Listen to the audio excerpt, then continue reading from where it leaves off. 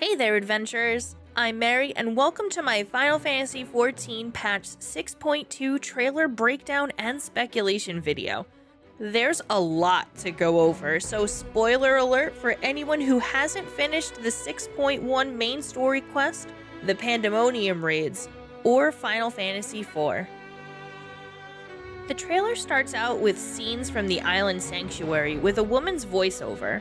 She mentions how her world, the 13th, was once green and full of light and life. It cuts to the 13th and wow, does it look cool. We can see some kind of plant life which hasn't been seen in the 13th yet. We also see multiple floating orbs of darkness that look like the platform we fought the Cloud of Darkness in the World of Darkness raid. It'll be interesting to see what these orbs end up being. We then pan to a new Reaper NPC, who seems to be the one narrating as she looks at Troya. Let me know who you think this might be in the comment section.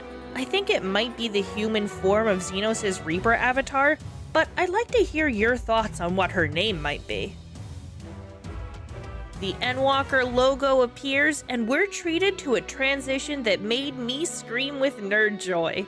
The Final Fantasy IV boss battle music starts playing, and Skarli pulls a Sephiroth entrance. You can briefly see that he stabbed a female Voidsent. That might be one of the corrupted Epops, which are the rulers of Troya in Final Fantasy IV, and subsequently absorbs her. Sadly, we can tell by the presence of the Trust NPCs, and that there are only 4 players, that Skarli is a dungeon boss. We see Varshan in this fight, so it looks like he's a Trust NPC, wielding either a sword and a shield or a lance, which I cannot wait to see in action. We also see a Reaper Trust, which is probably our new friend from the 13th. It then cuts to a scene of the new variant dungeon, Sildian's Subterrane. We get to do the dungeon with Nanamo, and I am so excited. We see the new Steps of Faith, which will now be a solo instance. We see some new scenes that look like it's part of the new Beast Tribe quests, the Omicrons, and that adorable space jellyfish that was shown off as the new mount. Scenes of the newly expanded duty support system are shown, with Yazael fighting Raskovnik, the first boss in Somal. A tiny Manderville teaser is seen with multiple Manderville men on the moon. Remember, Hildebrandt isn't going to be until patch 6.25. We then see Y'shtola holding the crystal that showed us the way to Ultima Thule, and she mentions the Warrior of Light bringing good news as Hydaelyn's chosen champion. I wonder what she's referring to. We then see scenes from the Vault Maximum Pain Edition with Harshaphon as a Trust NPC. Cut to the 13th, and we see some more ruins, and a disintegrating statue of a paladin doing passage of arms, maybe hinting at an important paladin. We see our Reaper friend attacking Voidsent while Skarli is on the ground, and in a blink and you'll miss it scene, we see a new to Final Fantasy XIV mob, a demon from Final Fantasy XI. I've been wanting these mobs in Final Fantasy XIV and was wondering when they would show up. There's also what looks like it may be a corrupted version of the Dark Elf boss from Final Fantasy IV. Estinian gets a new Kain quote, saying, "You're not the only one who can ride the wind." Kain says that to Barbarecia in the Final Fantasy IV 3D remake.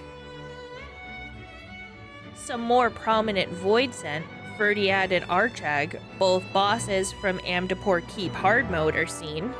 Then a cut to the teaser of the next leg of Tataru's grand endeavor, which features our Red Bill friends and Ket Sheet. We see Golbez briefly, just to remind you that he's still here.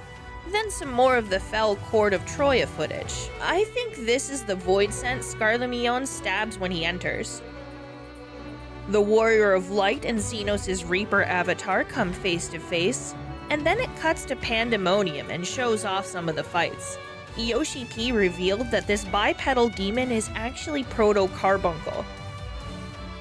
We see La Habrea holding his Constellation Stone, but it's red when it's historically blue. We see him break his limiter mask, which the Convocation of 14 wore to limit their powers. So the fact that he's breaking his mean we must be in for it. Let me know what your thoughts and predictions are for 6.2 down in the comment section. What are you looking forward to the most in this patch?